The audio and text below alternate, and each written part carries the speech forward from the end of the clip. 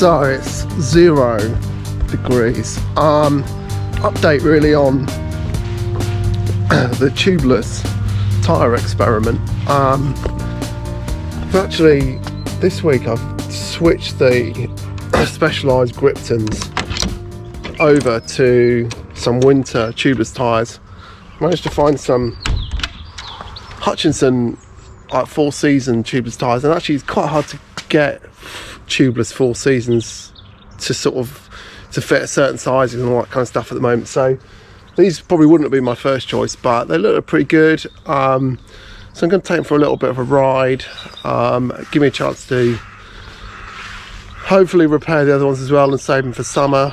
And you know, the key thing is if you're shredding tubeless tyres at 60 quid an end, youch. I mean, it makes you think about going back to inner tubes, doesn't it? So so yeah, I'm going to give these a go. Hopefully they're a little bit more robust and can deal with the potholes and shrapnel on the road that seems to be affecting me at the moment. And I suppose it's not surprising. I did the Festive 500. Most of that was done in the end on the road bike. So yeah, you know, knocked up probably 400k on those tyres, and you know, they're basically racing summer tyres, so they're not really up to winter, I don't suppose. The other thing I've done is I've gone for Stans Race Sealant, and trying to see how that makes a difference. I bought the cool little injector thing that you can get for the Stans sealant, but unfortunately it doesn't work with the race sealant. So if you're thinking of doing the same, don't bother. Just basically have to stick it straight in from the bottle. You can't inject it down the valves, I don't think, according to Stans anyway. I haven't tried it, but so I'm going to give that a go. It's flipping freezing, so hopefully we'll warm up soon. I think one of the interesting kind of slightly worrying things about trying new tyres is, and from what I understand about tubeless, is you're never quite sure if they're going to fit well on the rims. So these are kind of Roval rims. I don't know if you can see them there, and you can actually see if you just look where I've fitted these Hutchinsons, quite a lot of sealant has kind of actually just seeped out overnight. I think they're still pretty good for pressure. I haven't actually checked them again this morning, but I might just give them a quick blast of air. But yeah, you know, that's the thing. I mean, when I looked at them, I thought they didn't look particularly like they have very big kind of lips on them for catching on the rims, but they seem to be okay. Put them on with the Specialized kind of air blaster thing that I've got. Yeah, let's give them a go. Fingers crossed.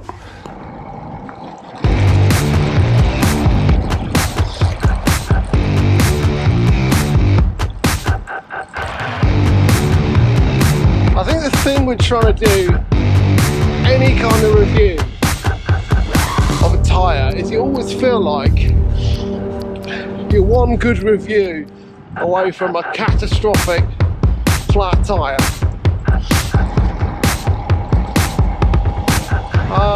But anyway, initial views of these Hutchinson 4 seasons.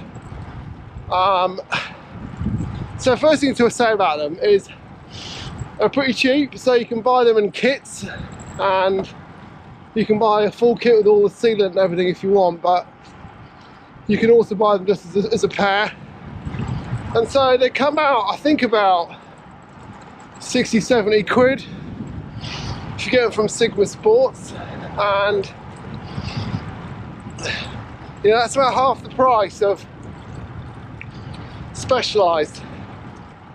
I would have loved to have got hold of some armadillos, specialized armadillos, but I'm not sure if they're doing them yet in tubeless. I couldn't find anything available in the size of this bike.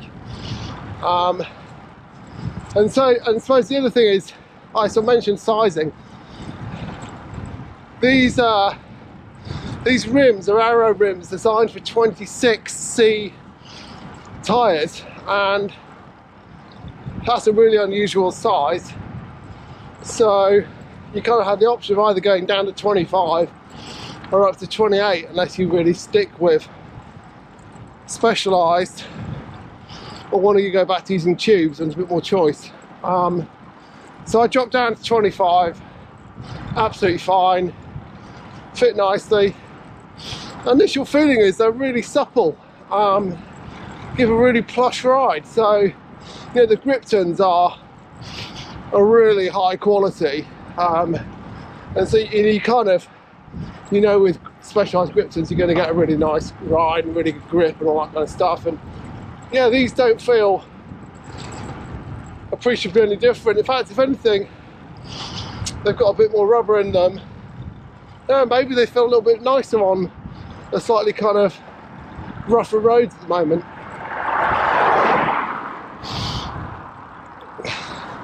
Doesn't make it feel any warmer, but my feet are still feeling pretty warm. I've unusually come out in my really old trusty Gore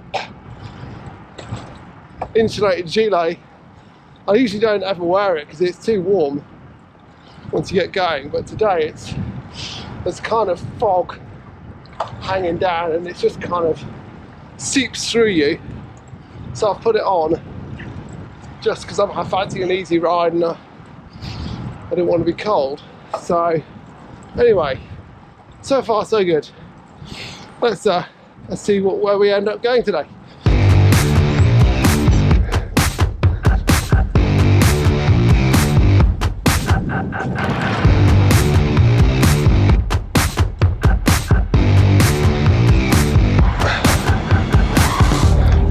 Okay, well, we're almost an hour in. Just coming into a nice little village of Roke, and everything's still pretty warm, so that's pretty nice. Going past all these closed up pubs, which is such a shame, but has to be done. I do love GoPros, but I also find them intensely annoying.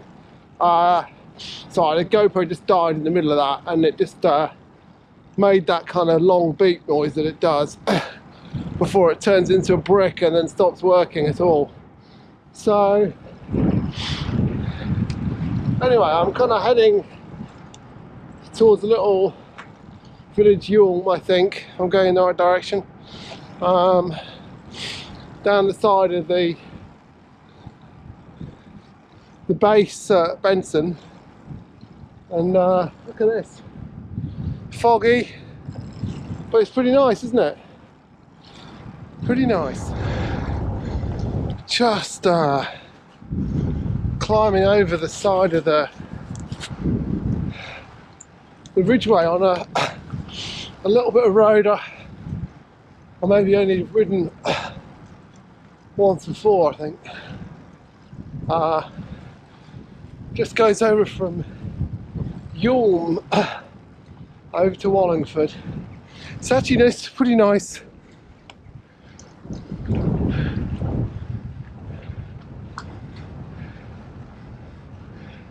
Well, it's really nice, smooth tarmac. It's a bit muddy. Tractors like it. Yeah, here we are, just on the top. Red kite as usual in the background.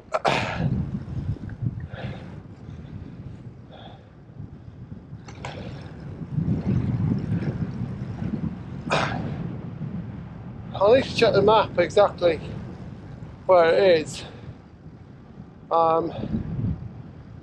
Bridleway track that's up here, which, yeah, this is the Chiltern Way, which is kind of a walking and cycling route. I think when you do the Ridgeway route, you cross over probably similar place around here. I think this is one of the bits where you actually kind of divert off the actual Ridgeway path. Guy all wrapped up warm ahead of me there. Nice. Anyway, let's crack on. There's a kind of frost still on the trees. I don't know if you can see it. It's really heavy. It's white, frosting. And it's kind of like where the fog and cloud is frozen, I think. It's really thick. Isn't it nice? So looking out over the start of the Chiltern Hills. God, another dreaded road ahead closed sign. There's a lot of them around at the moment. Whilst I poodle up to it and see if it is open and pass a road bike, I'll just give you a little bit of a other view about tubeless in winter. I mean, most of the advice I read basically said avoid it, just go back to kind of normal tubes for winter because it's more robust, and if you're having to change a flat, at least if you've got tubes it's a bit easier than the debacle that is trying to fix these things on the fly on a road bike. So yeah, it looks like it might be passable. I'm gonna give it a go. Bit soft gravel, just coming across the Wallingford Bridge, and so I could see the kind of absolute logic of going back to tubes, but then at the same time I thought if I could get it to work, tubeless would be so good. If I get the right, look at that, some wild swimmers down there. I'll just pan that round.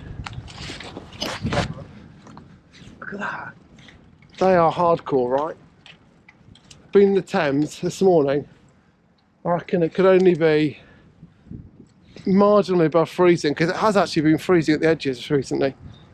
Rock hard. Good on them. They look like they're getting out, I think. Alright, let's see if I can get the bike through here. I'm going to have to stop recording. Yeah, got through that, and you know, every time I moan about my cold feet and everything, I should remember there are guys out there swimming. They are proper hardcore.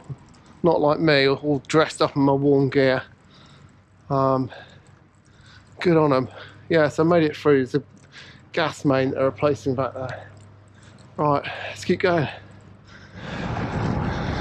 So I've been going an hour and a half, just diving over the Wittenham Clumps before I head back. So feet are now starting to feel cold. So the Castelli Diluvios have been pretty good, a lot warmer than my previous overshoes, but yeah, it's just a slight bit of, just getting a little bit of snow falling now. You probably can't see it, it's just ever so slight. It's still about 0 degrees. So I reckon if I wanted to keep warm feet, further upgrades are going to be needed. I mean, with the lockdown, it's not looking like any of the longer distance rides I was going to do are probably going to come off. Audax UK have suspended events for the time being. My first event of the year is 300 in March. It's looking pretty unlikely, I think, at the moment, but we'll see. So these Castelli Diluvios are probably fine for shorter rides, a couple of hours. Beyond that, I reckon invest in a decent winter boot setup. My shoes underneath these are some kind of lightweight summer shoes, and they really are. They let a lot of heat through the sole. It's pretty thin. Well, it's pretty ventilated. It's probably a different way to describe it. But yeah, tyres are really nice. No sealant squirting out, so no punctures.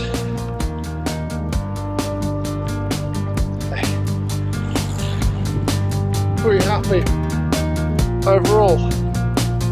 Finish on that lovely view. At the top of the Wittenham Clumps, all the way across Oxfordshire. See you soon.